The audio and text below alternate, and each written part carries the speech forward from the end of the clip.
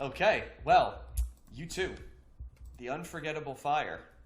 Josh is going to start us on this one, but Matt, you want to go ahead and Yeah, let's tell do us it. what's going Numbers. U2's Unforgettable Fire comes in at number 65 in the 1980s on Best Ever Albums, number 14 in 1984, number 465 of all time. It is U2's fourth highest rated album on Best Ever Albums behind War, Achtung Baby, and The Joshua Tree.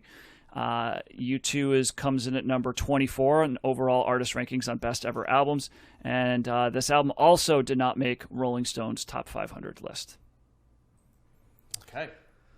Josh. Unforgettable Fire. So, I mean, the big thing I have to point out is there's an Eno alert, since Brian Eno produced this album with Daniel Lanois. And I listened to the album, and then I kind of looked at the Wikipedia page to see what kind of interesting tidbits, and I totally can hear kind of the Eno influence on this. There is a kind of ambient nature to it in some of the songs, especially in a song like 4th of July, and parts sprinkled out throughout the other songs. I like this album. I didn't like it as much as War. I don't know if that's a consensus feeling among U2 albums or not, but I mean, I guess Best Ever Albums ranks War better. But this sounds like I don't know.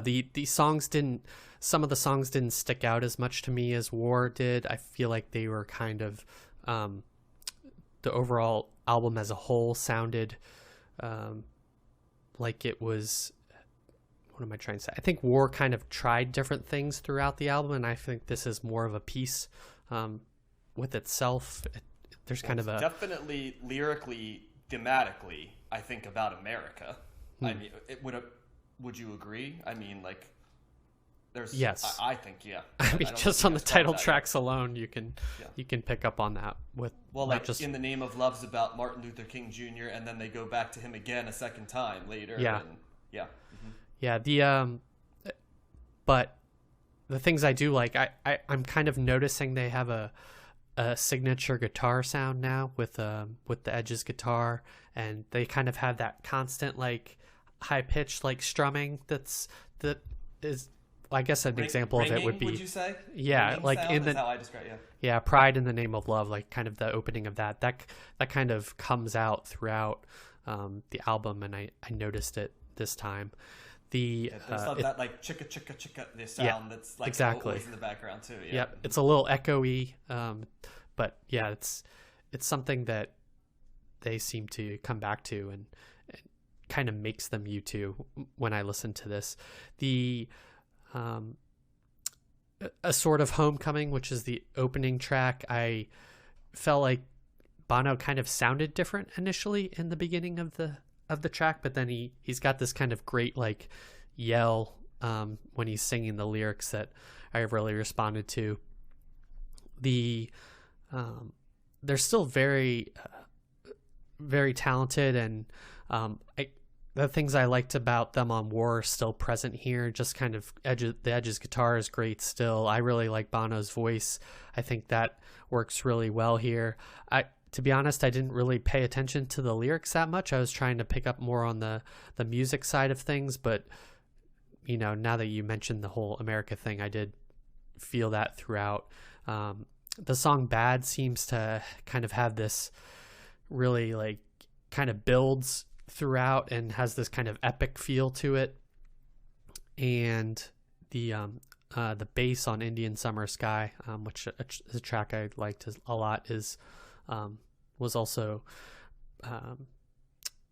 prominent in something I noticed. So I think I don't know. I wasn't as shocked hearing this album as I was listening to War for the first time. Maybe the first album that you hear is, you can't really reproduce that feeling necessarily after you know a band, but this one just didn't kind of have that extra punch that kind of shocked me in the way that War did. So it's still good, but it's not. War is still higher in my estimation. Yeah, so I wasn't here last week to talk about War. Oh, so we know. Oh yes. So Yeah, this I think I would agree. I think War I definitely liked that better. This album, you could see this as being the bridge into what would become the Joshua Tree. Like, so this is U2 becoming a much more fully formed band that they would really kind of, their signature sounds are kind of more prevalent here. It's more polished. I didn't know it was Brian Eno producing at this point in time, but I know that he produced them later, and you're getting similar sounds with in here than you do that you do with subsequent albums. So that's not surprising. But yeah, you're getting. I agree. I think that when you hear that guitar in Pride in the Name of Love, it's like, yep, the Edge is here. Like that. Yeah, that is the sound of the Edge, and a song like the Unforgettable Fire has that. That is the produced U2 sound that would make them this epic, kind of stadium rock band. So it doesn't have as much of the edge, I think, pun intended, I guess, of an album like War. And I'm not as familiar with October or Boy either, but I know that those kind of albums are more in line with what War was, and kind of a little lower production quality, kind of more raw energy, that type of thing. So I think that I do like that earlier sound better for U2, but I still really like this. And there is plenty of stuff on here that I was not familiar with. I mean, my knowledge of U2 really is the Joshua Tree, Octoon Baby, and All That You Can't Leave Behind. Those are the three albums that I probably know the best.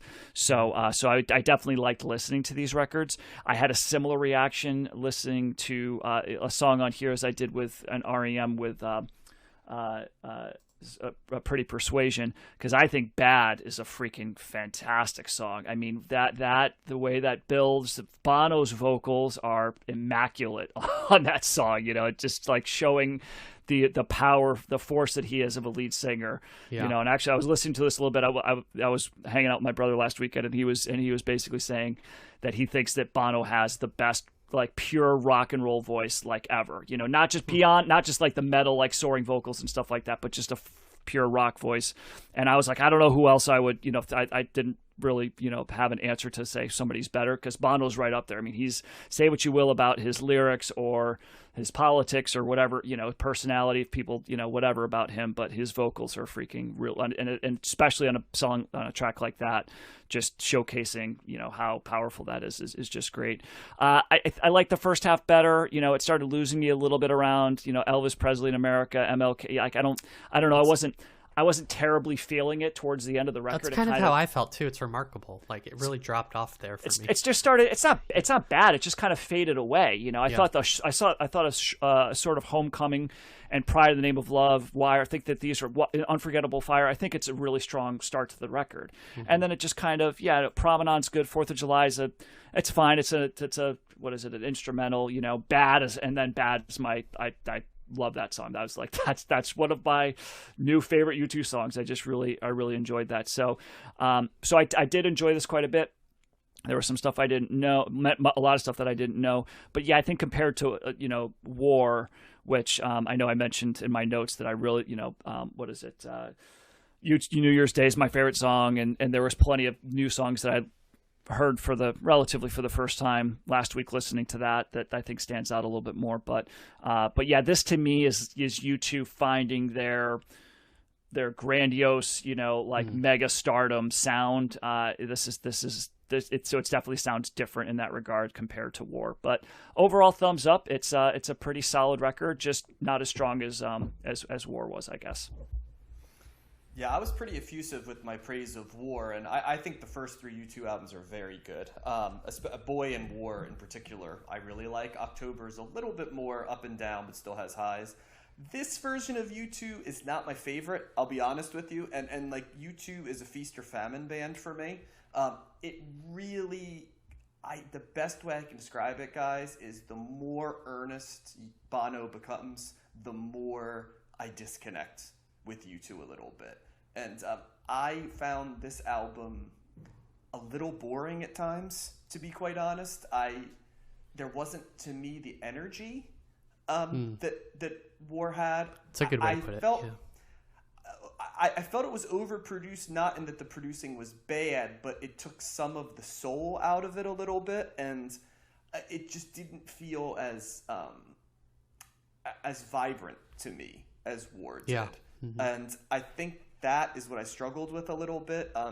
There were some tracks, most notably like MLK at the end, that just it didn't do anything for me. It was very pedantic. It just was like hitting you over the head, right, with an idea. And to me, that's U2 at its worst, right, when they're kind of just so on the nose, right? Pride in the Name of Love is a legitimately great song, and there's a reason it's a single with like a bajillion plays on Spotify. I'm not as huge a fan, Matt, of Bad. It stays too long for me, without doing enough for me. Indian Summer Sky is another song I have liked historically. If we want to go deep cut, I do like Promenade as well. So there's some tracks on here I like, but I think all in all, this is a thumbs in the middle, maybe even, at times slightly leaning down a little bit for me, just because there's just nothing for me to chew, like bite into in this album, I think. And, I listened to it multiple times, like waiting for that second kick. And it's not a surprise, being familiar with U2's catalog, that from Boy until Achtung Baby, right? Like, this is by far the U2 album I listen to the least. And I just think I inherently just don't connect. And you're right, Matt. This, like, takes you to the Joshua Tree, but, like, what they add back on to the Joshua Tree or in Achtung Baby is huge parts of what they had in earlier U2 as well, which I think is why they took that step up. And we'll talk about those, so I don't want to spoil that review. But this one felt to me, a little bit placeholdery. And I think they were. I definitely think. I think I read one time that this was the case, but it came across very clear to me thematically that I feel like this is Bono's like Ode to America album, and Bono has like lyrical themes that come up all the time. We talked about like Christianity, like current events. His role with America. He sings about America a lot, right? He sings about his mother a lot, and like these things come up over and over again, right, lyrically, and not in a bad way, but because of that, it's sort of like, you just kind of are like, well, which of the, there's that line, there's only really like seven true plot lines in literature, right, or a certain amount of conflicts, right? Like, I feel like that's a little bit with YouTube. There's only like 4 or 5 things that Bono usually writes about, right? Like, the human condition, religion, his mother, America. And